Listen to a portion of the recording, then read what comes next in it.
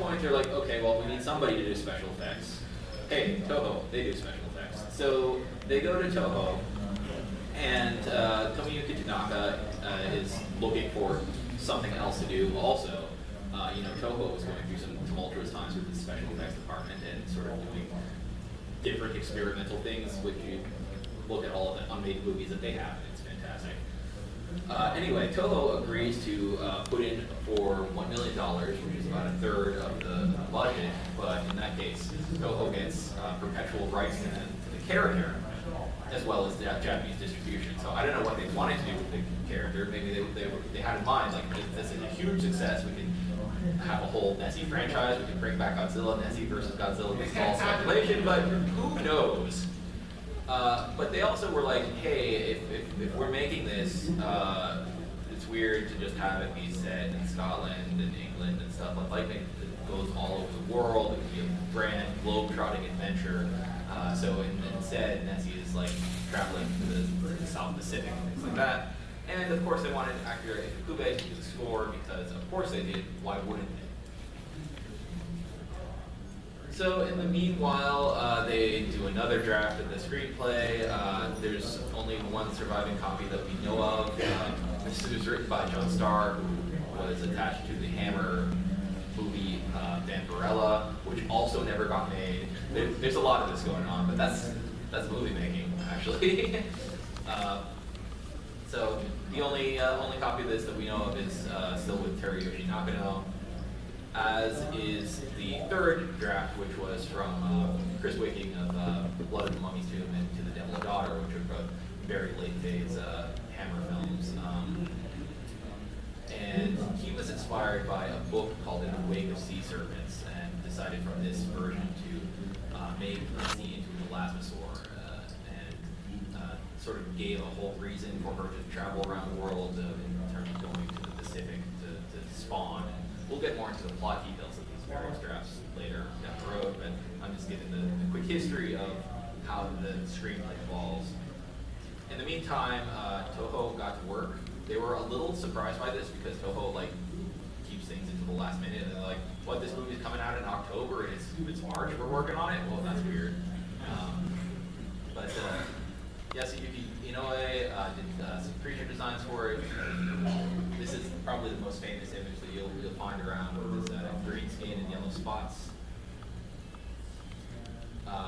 There's a handful of other, much more scribbly sort of images out there, just in terms of trying to figure out how the scale will work, how the special effects shots will come together. So some of these things aren't entirely clear. Similarly, like with this storyboard, Akihiko Iguchi did most of the storyboard work. A lot of it looks better than this. You get these sort of things like these. You can see that at one point they had an idea for Nessie to have horns. That sort of by the later versions got phased out. There's also, the different. There was some evolution going on. So all of the concept art isn't necessarily going to look like the other concept art that finally went through. But just sort of going through, you can see some of these different concepts that would have been pretty spectacular if they'd come to screen, especially given the tenure of the people doing special effects at Toho at the time.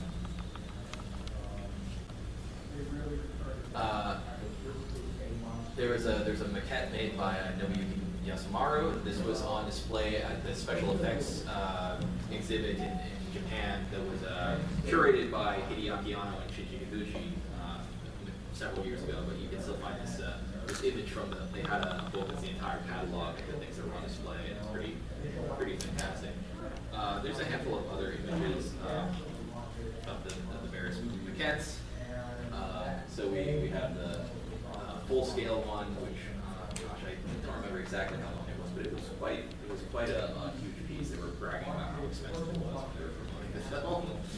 And then the smaller scale, you can see in the bottom corner, color image is not part of the same. It was a 1/4 scale light model. Right. Yeah. In the meanwhile, Teruyoshi Nakano went to England many times to visit Loch Ness for research. I couldn't find any images of him, so I just put in an image of Loch Ness according to Toho's fighting games. Alright, so So, in spring of 1976, things start to get hyped up in production. That's when basically they have this big gala on Frost's yacht, and they start promoting. My favorite quote is that this movie will make Jaws look like a toothpaste commercial. That's promising. But then they also say that it's based on existing evidence. So I know. Carreras goes to Cannes to sort of try to get funding, and meanwhile the budget is starting to balloon. You know, first they're like, oh, this will be a $3 million movie, now it's a $7 million movie. They're putting out ads in Variety, and that they actually, for all of the Jaws stuff, they actually get approached by the company that was marketing, merchandising Jaws to also get on this project. So I don't know, there might have been some interesting merchandising that come to fruition. So we get into a handful of more drafts at this point, and this is sort of the last round of drafts that we go through before things start to get sort of a little bit on the dire side. And Carreras goes to Brian Forbes, who had just done very well with the Stepford Wives, and Forbes declines to direct, but he says that he'll work on the script. And he does several drafts. Unfortunately, what happens with those drafts is Carreras isn't happy with them, and he starts editing them, and he doesn't tell Frost that he's editing them, and he doesn't tell Forbes that he's editing them. He gives the edited drafts to Frost. Frost then shows the edited versions to Forbes. Forbes is like, "What? This isn't what I wrote," and he storms off, and then things are not good from then on. And then as sort of the last ditch effort, he's like, well, okay, this guy's definitely not directing for us now, but we still have the script. He goes to Michael Anderson, who just directed another Jaws knockoff called Orca. I love Orca. And that also fell apart. Let's bust the sand. Meanwhile, there was still the issue with Nessie's. Oh, sorry, pardon me. Meanwhile, there was still the issue of Nessie's $7 million budget. Attempting to offset the production costs, Carrera wrote to representatives of Germany's Constantine Films, a former indie film studio, is now kept afloat via the softcore porn business, about either setting up a production studio in Germany to take advantage of the country's tax shelter laws, or alternatively receiving a loan to make Nessie. In return, Carreras promised Constantine the German, Austrian, and Swiss distribution rights. However, Constantine declined and a year later declared bankruptcy.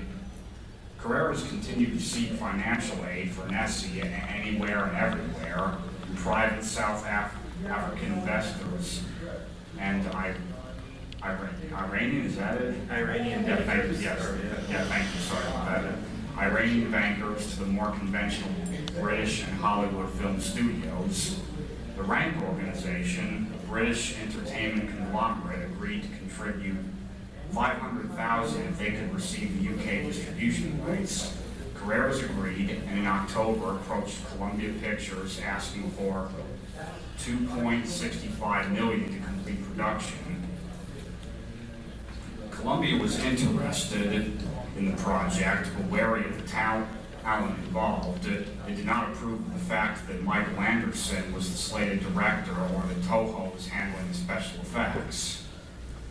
Carrera's attempts to ease Columbia's concerns regarding the quality of Toho's special effects work is worth considering, mostly because they are a bit odd. First, he reportedly told them that Nessie's special effects would be no worse than those seen in King Kong vs. Godzilla, citing one of Toho's poorest tokusatsu productions. Second, Carreras also showed excess at Columbia. Some of the special effects footage from Toho's recent disaster movie, Conflagration, I hope I'm pronouncing that right. How many people in the audience have actually seen this? It's a really, Conflagration I've seen, it's a really weird film that Toho did that's basically a disaster movie about a group of terrorists that hijack an oil tanker. And what's weird about it is that Nakano did the special effects for it. He did them to make them look deliberately fake because it's an incredibly meta movie because they try to trick the terrorists into thinking that they've blown up the oil field they're trying to hijack. And so it's like special effects, they're supposed to look like special effects. It's really strange.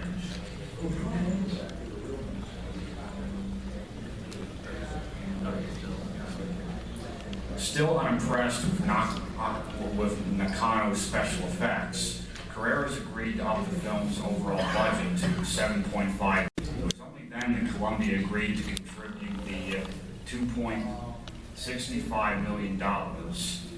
However, when Carreras reported the new budget back to Frost, he was informed that Paradigm Films was unwilling to raise their contribution, which in turn sent Carreras back to Columbia asking for more money in exchange for worldwide distribution rights to the film, with the exception of Japan, which had been promised to Toho, and the UK, which had been promised to Rank.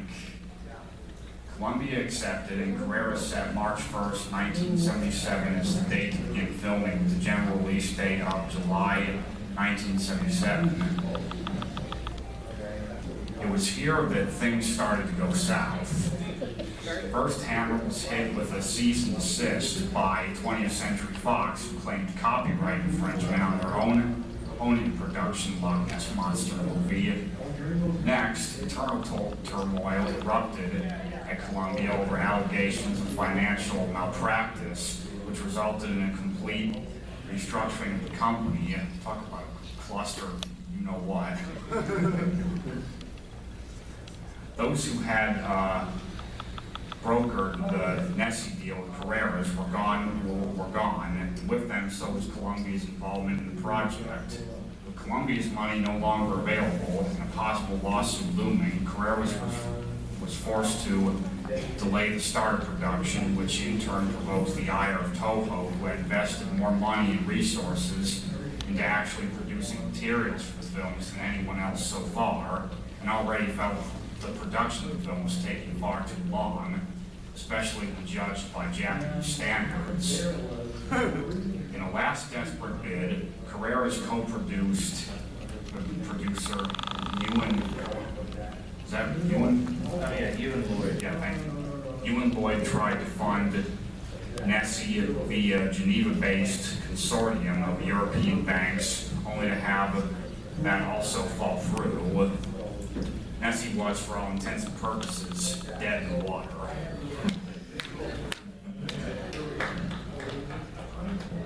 More or less, because there's one other thing that we should mention real quick before we wrap everything up here in the next couple of minutes, which was that there has been this persistent rumor that Nessie survived in the form of the plesiosaur that appears in the Toho film from 1987, Princess from the Moon, directed by Kan Ichikawa. And so John has done some research for this for his Lost Film books, and what we discovered is that basically the rumor that the plesiosaur in Princess of the Moon is the prop that they built for Nessie is not true. What it actually is that they still have the maquettes laying around, and they used that as inspiration for the dragon or plesiosaur that is in Princess from the Moon. So, and the idea that this was the actual model was basically a result of a mistranslation from information that was found in one of the Godzilla Chronicle books published in 1993. But double checking those sources has shown that it's not actually the actual model. They never made a model that big. And more recent interviews done in 2018 with Nakano and Nobuyuki they've also testified that yes, this was the case. They looked at the maquettes that were still laying around Toho, and they were like, we want to use this for the dragon in this film. So in a weird way, Toho's Nessie does kind of survive as an elasmosaur-like dragon in Heian era Japan.